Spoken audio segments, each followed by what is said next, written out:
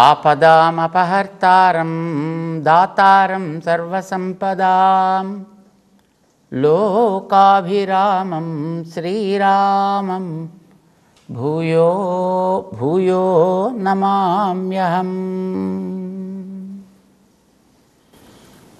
జై శ్రీమన్నారాయణ. ప్రియ భగవద్బంధులారా,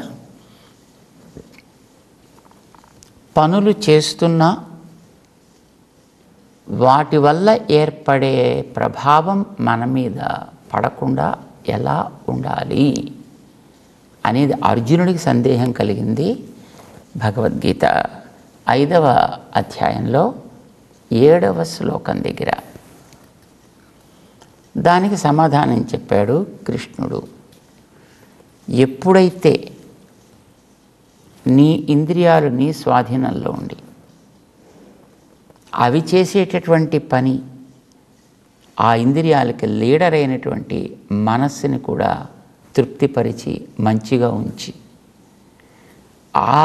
ఉంచడం వలన దాని దగ్గర అంటే మనస్సు దగ్గర ఏర్పడ్డటువంటి రకరకాల పనుల యొక్క రికార్డ్స్ ఉంటాయి. కర్మ వాసనలు రుచులు అని అంటామే, ఇవన్నీ కూడా క్రమంగా తొలగి ఆ మనసు శుద్ధమై అది విశుద్ధాత్మ అని అది కలిగినటువంటి ఆ వ్యక్తి ఎప్పుడైతే అవుతాడో అప్పుడు ఆయన చేసేటువంటి ఏ పని అయినప్పటికీ కూడా చేయతగిన పని అవుతుంది. వాని పేరు యోగయుక్తుడు అవుతాడు. అంటే వాడు ఏం చేస్తున్నాడు? తన ఇంద్రియాలని స్వాధీనపరుచుకున్నాడు. ఎట్లా అంటే ఇంద్రియాలు ఎవడిచ్చినవి, ఎవడి కోసం పనిచేస్తున్నా ఫలితం ఎవడికి చెందుతుంది వాడు గుర్తించి చేస్తున్నాడు. దానివల్ల ఇంద్రియాలు స్వాధీనమయ్యాయి.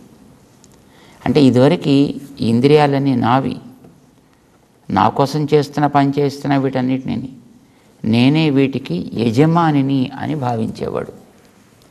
కనుక చేసిన పనులన్నీ కూడా వీడికి చుట్టుకునేవి. కానీ ఇప్పుడు వీడికి కొంచెం జ్ఞానోదయం ఏర్పడి ఇది నేను తెచ్చుకున్నవి కావు, శరీరం కూడా నేను తెచ్చుకున్నది కాదు, ఈ శరీరం కూడా నాకెవడో ఇచ్చాడు, ఇంద్రియాలని వాడే పెట్టాడు, ఇందులో మనస్సుని కూడా వాడే పెట్టాడు, దీంట్లో ఈ శరీరంతో పనిచేసే ఈ స్థానాన్నంతటిని కూడా వాడే ఏర్పరిచాడు. వాడి కోసం ఇది ఏర్పరిచి ఈ పని నువ్వు చేయవయా అని నియమించాడు అని వాడు గుర్తించాడు. ఈ లోపలుండి ఆ పని చేయించేటటువంటి వాడు నాలోనే కాదు అందరిలో ఉన్నాడు అని కూడా వాడు తెలుసుకున్నాడు. సర్వభూతములలోనూ కూడా వాడు ఆత్మభూతుడై ఉన్నాడు. ఇది వాడు గుర్తుపెట్టుకున్నాడు. వాడికి ఒక పేరు పెట్టాడండి, సర్వభూతాత్మ భూత ఆత్మ, సర్వభూత ఆత్మభూత ఆత్మ. సకల భూతాల్లోనూ ఆత్మగా ఉండేవాడెవ్వడో వాడే నాకు కూడా ఆత్మ. ఇది వాడు గుర్తించాడు. ఇప్పుడు ఎందుకు వాడు ఆత్మగా ఉన్నాడు అంటే లోపలుండి పైనుండేటటువంటి ఆ పరికరాన్ని నడిపించడం కోసం. ఈ మధ్యన మనకి కొత్తగా వచ్చే సినిమాల్లో వాటిని ఏమంటారు, వాటిని ఏదో టెర్మినేటర్స్ లాంటివో ఏవో ఉంటాయండి, ఏవో ఆ లోపల ఉండేటటువంటి వాడు ఆ లోపల కూర్చుంటాడు. వాడు ఆ కూర్చుని వాడు ఆ లోపల గదిలో కూర్చుని పెద్ద మిషన్ తయారు చేస్తాడన్నమాట. పెద్ద భూతం లాంటిదే మెకానికల్ బాడీని వాడు ఆ లోపల కూర్చుంటాడు. వాడు కూర్చుని it's a kind of simulator or something like that. వాడు లోపల కూర్చున్నాడు అంటాడు, అక్కడ బయట ఉండే పెద్ద శరీరం అంటుంది. వాడు అంటాడు అంటే ఆ పెద్ద శరీరం ఏదో అంటుంది. వీడు ఇలా కొడతాడు, ఆ పెద్ద శరీరం టకటక ముందర ఉండేవాడిని కొట్టేస్తుంది. వాడు ఇలా అంటాడు అంటే ఆ పెద్ద శరీరం వెనక్కి ఎగురుతుంది. వీడు దాన్ని తన ఉపయోగం కోసం తయారు చేసుకున్నాడు. ఆ తయారు చేసుకున్న దానికి అన్ని రకాల మోషన్స్ ఇచ్చాడు. వాడు ఇచ్చి వీడు ఇక్కడ ఇలా నడు అని అంటుంటే అది అక్కడక్కడ నడుస్తోంది. ఇది కొంచెం పెద్ద స్థాయిలో అనుకోండి. దాన్ని కొంచెం చిన్న స్థాయిలో తీసుకొస్తే ఈ పైన ఉండేటటువంటి అంతా కూడా ఒక పెద్ద రాకాసి శరీరం లాంటిది అనమాట. ఒక మాన్స్టర్. ఇదొక మాన్స్టర్ లాంటిది. ఈ మాన్స్టర్కి వెనకాతల ఒక జీవుడు ఉన్నాడు. ఆ జీవుడు ఇలా ఇలా ఇలా అంటే ఇలాగా, ఇలా అంటే ఇలాగా, ఇలా అంటే ఇలా, ఇలా అంటే ఇలా కదులుతోంది. కానీ దీన్ని నిజంగా ఉండి వెనకాత కదిపేవాడు ఆ లోపల ఉండేటువంటి వాడు కదుపుతున్నాడు. కదుపుతుంటే జీవుడు దీన్ని కదిపించగలుగుతున్నాడు. అప్పుడు ఇది ఇలా కదులుతోంది, పని చేస్తోంది, పని జరుగుతోంది. ఎవడైనా వచ్చి దీన్ని కొట్టాడు, వాడికి తగలట్లేదు లోపల దెబ్బ, దీనికి తగులుతుంది. వీడు ఒక యంత్రం కనుక, వీడు తయారు చేసినటువంటి ఒక పరికరం కనుక, ఈ పరికరం వాడిని కొడతాడు. వీడిని కొట్టినా వీడికి ఏమవ్వదు, వీడిని తిట్టినా వీడికి ఏమవ్వదు. వీడు చేసే పని అయితే వీడు సవ్యంగా చేస్తుంటాడు. సినిమాల్లో సంగతి మనం మాట్లాడుతున్నాం, అది నిజ జీవితంలో కూడా మనకు అట్లానే జరుగుతుంది. This is a monster. దీనికి లోపల నేనున్నా, నన్ను వెనక ఉండి శాసించేవాడు వాడే అందరినీ శాసిస్తున్నాడు, నన్ను కూడా శాసిస్తున్నాడు. కనుక అందరినీ నన్ను కూడా శాసిస్తున్నాడంటే వాడి యొక్క పరికరాల్లో నేనొక పరికరాన్ని, నా చుట్టూ ఉండేవి కూడా వాడి పరికరాలే. కనుక వాడు ఒకదాన్ని అనుకూలంగాను ఒకదాన్ని ప్రతికూలంగాను వాడు నడిపిస్తున్నాడు. నడిపించేవాడు ఒక శాసనాన్ని ఇచ్చాడు, దాని పేరు శాస్త్రము అని అంటారు దాన్ని. ఆ నడిపించేటటువంటి వాడు నీకు సహజంగానే జ్ఞానం ఉంది కనుక నీ మీద కూడా కొంత భారం పెట్టాడు. అయితే ఈ నేను అని పిలిపించుకునేటటువంటి ఈ జీవుడు ఏం చేస్తున్నాడు, ఈ కదిలికల్లో వాడు ఇలా కదులు అంటే వీడు ఇంకొకసారి కొంత అలా కదులుతున్నట్టు చేసి ఇంకో రెండు వీడు కూడా కదుపుకుంటున్నాడు. అంటే వాడు చెప్పింది ఒక పని చేస్తూ వీడికి జ్ఞానం అనేది సహజంగా ఉండడం చేత వీడు ఇంకో రెండు తన కోసం చేసుకుంటున్నాడు. ఇప్పుడు వాడు గమనిస్తున్నాడు ఇది. ఆ గమనించిన వాడు ఏం చేస్తాడు, ఏది వీడి కోసం రెండు చేసుకుంటున్నాడో వీటిని అకౌంట్లో పెడతాడనమాట. వీడికి అది మైనస్ అకౌంటా ప్లస్ అకౌంటా వాడు మెయింటైన్ చేస్తుంటాడు. వాడు తను చెప్పింది చేస్తున్నంత వరకు వాడికి దాంట్లో ఎక్కడ కొత్త రికార్డ్స్ తయారు కానివ్వక్కర్లేదు, అవసరం, ఎందుకంటే చెప్పింది చేస్తున్నాడు. అది కాకుండా వీడు ఎక్స్ట్రాగా ఏం చేస్తున్నాడో, అది మంచి అయితే పుణ్యాల రికార్డులో పెట్టేస్తున్నాడు, అది కాకపోతే పాపాల రికార్డులో పెట్టేస్తున్నాడు. పుణ్య పాపములు అనేటటువంటి రికార్డ్స్ వాటి కర్మ రుచులు వాసనలు అని పేరు, ఇవన్నీ పేరుకుపోతున్నాయి. ఎందుకంటే పని చేసే దాంట్లో ఎక్కువ కాలం వాడు గుర్తుండి చేసేది తక్కువ, వాడిని మర్చిపోయి వీడు చేసేదే ఎక్కువ అయ్యేటప్పటికీ ఈ పేరుకుపోయేటువంటి స్టాక్స్ అన్నీ కూడా భయంకరంగా పెరిగిపోయాయి. అందుచేత వీడు స్వాధీనం తప్పి దాంట్లోకి వెళ్ళిపోయాడు, ఈ చక్రంలో పడ్డాడు. ఈ పేరుకున్నవి ఏం చేస్తాయి, వాటికి సహజంగానే కొంత లోపల వాడి వల్ల ఏర్పడ్డ చైతన్యంతో అవి తిప్పుతూ ఉంటాయి. వీడు వాటిని చేసి పెట్టుకోవడం చేత వాటికి వీడికి ఉండే కనెక్షన్ తోటి వాటి వెంటబడి వీడు తిరుగుతూ ఉంటాడు. వాడి చేతిలో ఉండి వాడు తిప్పుతున్నాడు అనుకున్నంత వరకు మనకి సేఫ్గానే ఉంటాం. కానీ మనం నేనే తిరుగుతున్నాను అనుకుంటూ దాంట్లో కొంత వాడి చేతుల్లోంచి బయటపడే ప్రయత్నం చేసేటప్పటికి బయటకు వచ్చిన తర్వాత ఎటుపోతుందో తెలియదు, దేన్ని తగులుతుందో తెలియదు, ఆ లోపల ఉండేవాడు ఏమవుతాడో కూడా మనకి తెలియదు. ప్రస్తుతం మనం ఆ స్థితిలో ఉన్నాం. అందుచేత మనం చేసేటటువంటి కర్మలు మన మీద ఇంకా పూసుకుంటున్నాం. కానీ మనకు కావాల్సిందంటే కర్మలు పూసుకోవద్దు, గతంలో ఉన్నవేవో పోవాలి, ఉన్నంత వరకు పని చేయాలి, కానీ వాటి వల్ల మన మీద భారాలు ఏర్పడకూడదు. So simple. పాత రికార్డ్స్ పోవాలి, కొత్త రికార్డ్స్ ఏర్పడద్దు. అంటే కొత్త బరువు మన మీద చేరద్దు, ఉన్న బరువు ఏదో తగ్గాలి, కొత్త బరువు చేరద్దు, నేను సుఖంగా ఉండాలి. So simple. చేయాల్సిన పని ఏమిటి, నడిపించేవాడు వెనక తెలుసుకుని వాడి మీద భారం పెట్టబాయా. ఇది కృష్ణుడు చెప్పాడు 7వ శ్లోకంలో. పూర్వన్నపి నలిప్యతే, పని చేస్తున్నప్పటికీ కూడా ఇప్పుడు వాడు చేస్తున్నాడనే జ్ఞానంతో వీడు చేయడం చేత వీడి మీద అవి కొత్తగా పూత పుయ్యవు. ఎవడు చేస్తున్నాడు అనుకుంటాను, సర్వభూత ఆత్మభూత యః సహ మమ ఆత్మా. సకల ప్రాణులకి నడిపించే లోపలి తత్వం ఏదో నన్ను నడిపించేది కూడా అదే తత్వం కనుక నేను ఆ తత్వపు విరాట్ దేహంలో ఒక భాగాన్ని కనుక నన్ను కూడా అది అట్లానే నడిపించుగాక. ఈ తెలివితోటి వీడు చేస్తున్నాడు ఇప్పుడు ఈవేళ. అలా చేస్తే అప్పుడు ఈ ఇంద్రియాలు నావి అనుకుంటే నా ఇష్టం వచ్చేది దీన్ని వాడదాం అనిపిస్తుంది, వాడిది అనుకుంటే జాగ్రత్తగా వాడడం ప్రారంభిస్తాం. ఏదైనా అంతే కదండి. ఇది నా ఇంట్లో స్తంభము అని అనుకుంటే ఆ స్తంభాన్ని క్లీన్గా అట్టి పెట్టుకోవాలనిపిస్తుంది. ఈ దేవుడి గుళ్ళో స్తంభం అనగానే ఆ తీసుకున్న ప్రసాదాన్ని కూడా చక్కగా స్తంభానికి రాసిపోవాలి అని అనిపిస్తుంది. మంది కాదు అని అనుకుంటే దాన్ని పాడు చేద్దామని అనిపిస్తుంది. మంది అని అనుకుంటే దాన్ని జాగ్రత్తగా పెట్టుకోవాలని అనిపిస్తుంది. క్రమ పద్ధతిలో వాడాలని అనిపిస్తుంది. నాది అని అనుకుంటే జాగ్రత్త వస్తుంది. లేదు ఇది బాధ్యత అని అనుకుంటే జాగ్రత్త వస్తుంది.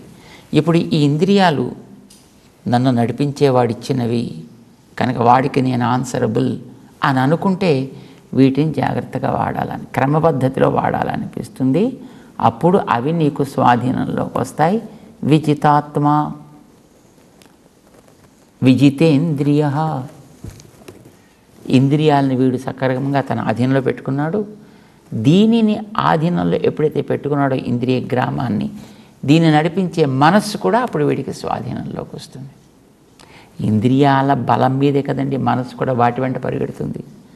ఇంద్రియాల నిర్బంధం చేతే కదండి మనస్సు కూడా దాని ఇష్టం వచ్చినట్టు ఆలోచనలు చేస్తుంది.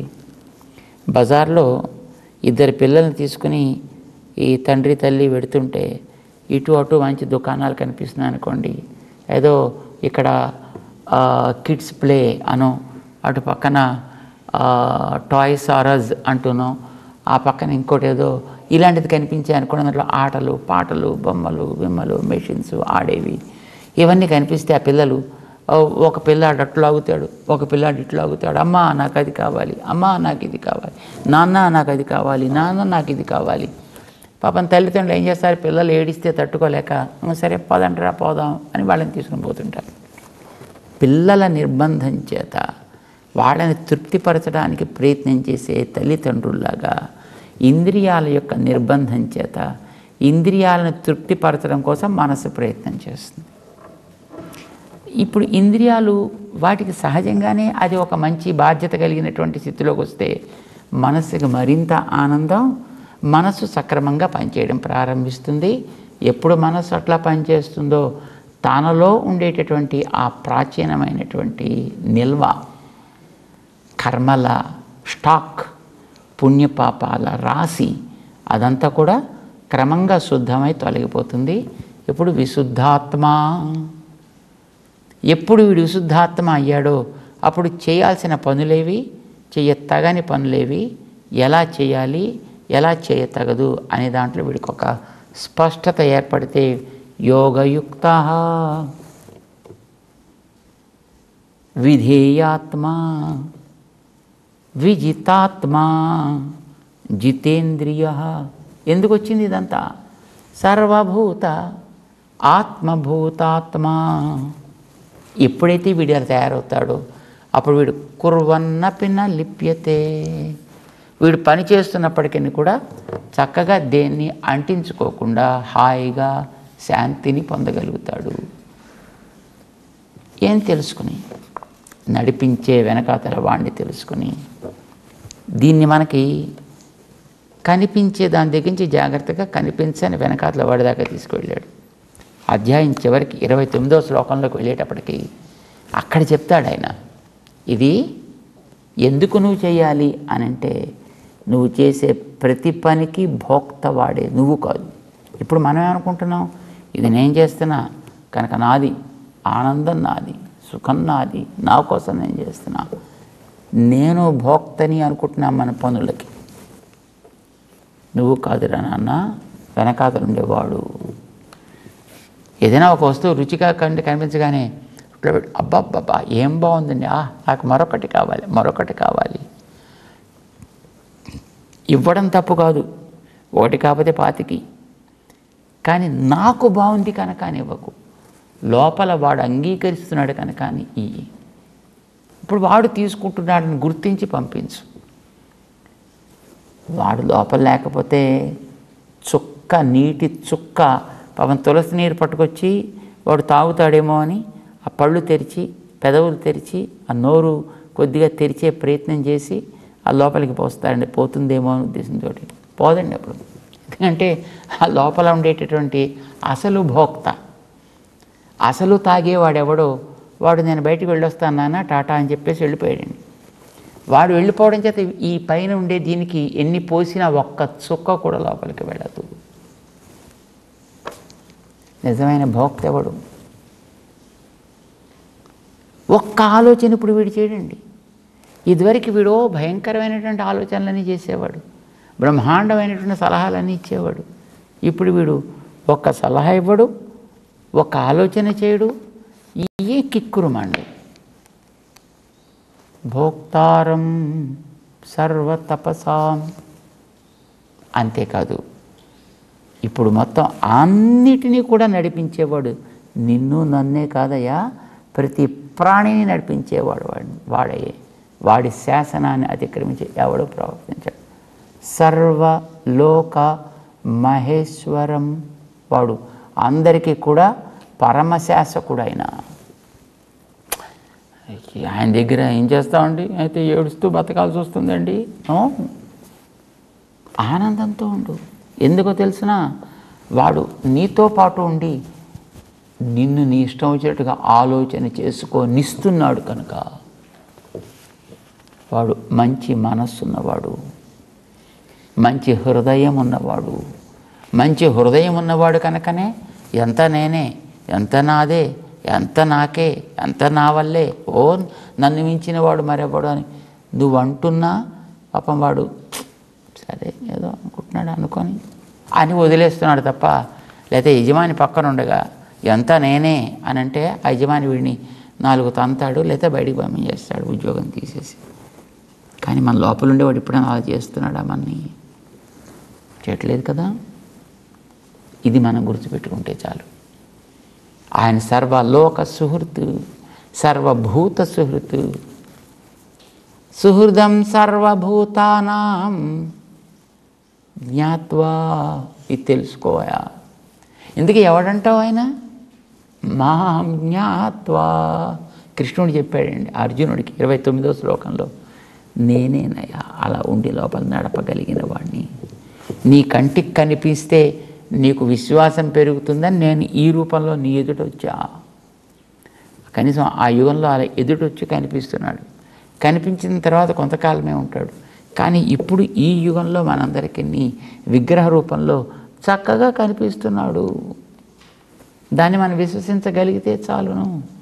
ఆయన సర్వభూత సుహృత్, నీ యందు మంచి మనస్సు కలిగిన వాడు కనుక నీవు అప్పుడప్పుడు కోపం వచ్చి 2 తిట్టినా ఏం పర్లేదులే పాపం బాగున్నావు, బాగా తిట్టావు అనుకుంటాడే. నువ్వు పొగిడినా ఓహో చాలా సంతోషం అయ్యా, మంచి మాట్లాడావు అంటాడు.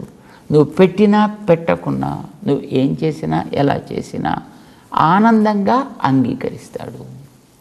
సుహృదం సర్వభూతానాం. నీకు నిజమైన శాంతి కావాలి అని అంటే, నువ్వు ఉద్రిక్తతల పాలు పడకుండా ఉండాలి అని అనుకుంటే, నువ్వు ఈ ఒడిదుడుకులలో కూరుకుపోకుండా ఉండాలి అని అనుకుంటే, నీకుండే సహజమైనటువంటి స్వభావంతో నువ్వు చక్కగా ప్రశాంతమైన జీవితం గడపాలి అని అనుకుంటే, ఉత్సాహంతో జీవించాలనుకుంటే, మాం జ్ఞాత్వా సుహృదం శాంతి మృచ్ఛతి. ఆ రకంగానే నీకు శాంతి అనేటటువంటిది లభిస్తుందయా. లేకపోతే బాధ్యతలు నువ్వే పడతానంటే దట్స్ ఓకే, పడు. దానిలో వచ్చే ఫలితం మీద నువ్వే అనుభవించు. కానీ ఇది ఎక్కడి నుంచి కలగాలి? లోపల నుంచి కలగాలి, బయట నుంచి కాదు. ఏదైనా మనకు అంతే కదా. పండుకి పైన కెమికల్స్ రాస్తే రంగు మారిపోతుంది. ఓ ఎంత అందంగా ఉంది, ఏమి రంగు, ఆహా ఎంత బంగారపు రంగు అని అనిపిస్తుంది చూడగానే. ఏ అరటి పండు మామిడి పండు లాంటి వాటిని మనం చూసినప్పుడు.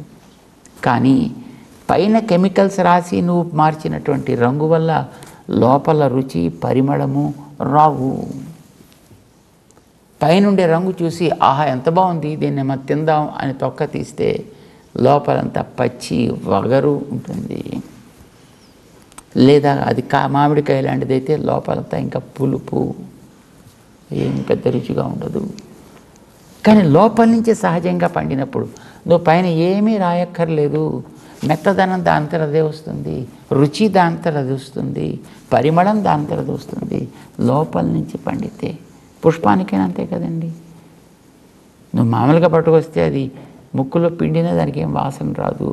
కానీ అది లోపల నుంచి కనుక సహజంగా పండింది అని అంటే దాంట్లోంచి వచ్చే పరిమళం ఇది ఉంది అని నువ్వు చెప్పాల్సిన అవసరం లేదు. నీకు హాయిగా నీకే తెలుస్తుంది, నువ్వే ఆస్వాదించగలుగుతావు దాన్ని. అసలు ఎవరు కూడా చెప్పక్కర్లే, ఆ ప్రాంతాల్లోకి వస్తే చాలు ఆ పరిమళపు గుబాళింపు అనిపిస్తుంది నిన్ను. బస్ లోపల నుంచి రావాలి. ఈ తెలివి, ఈ పక్వత, ఇది కూడా మనకి లోపల నుంచి వస్తే పైన చేసే పనులు ఏవి కూడా మనకి కొత్త కర్మల భారాన్ని నీ మీద పెంచకుండా ఉంటాయి. ఉన్న భారాన్ని కూడా తొలగించే మంచి మహోపకారం ఆ పనులు చేస్తాయి. ఏ పనులు? ఇది తెలిసి చేసే పనులు, తెలివితో చేసే పనులు. అందుకోసం జ్ఞానం వేరు, నేను జ్ఞాననిష్టలో ఉంటా, కర్మ వేరు, వాడు కర్మనిష్టలో ఉంటాడు. కర్మనిష్ఠుడు జ్ఞాననిష్ఠుడు రెండు వేరు కాదయా. ఏకం సాంఖ్యంచ యోగంచ యః పశ్యతి సపశ్యతి. ఎవడైతే ఇవి రెండు ఒకటే కానీ ఒకదానికి ఉండేటటువంటి రెండు భాగాలు, ఒక నాణ్యానికి ఉండేటటువంటి ఒక బొమ్మ బురుసు ఎట్లాగైతే మనం చూస్తుంటామో ఇవి రెండు కూడా కర్మ జ్ఞానము అనేవి కూడా ఒకటే ప్రేమం అనేటటువంటి దానికి కలిగేటటువంటి రెండు దిశలు అని మనం గుర్తించాలి. ఇది కృష్ణుడు 7వ శ్లోకంలో చెబుతూ అంటుకోదు అని అన్నాడు ఆయన. దేనికి అంటుకోవయా? శరీరానికి అంటుకోవా, మనస్సుకు అంటుకోవా, ఇంద్రియాలకు అంటుకోవా, బుద్ధికి అంటుకోవా? దేనికి, ఎలా అని అడిగాడు.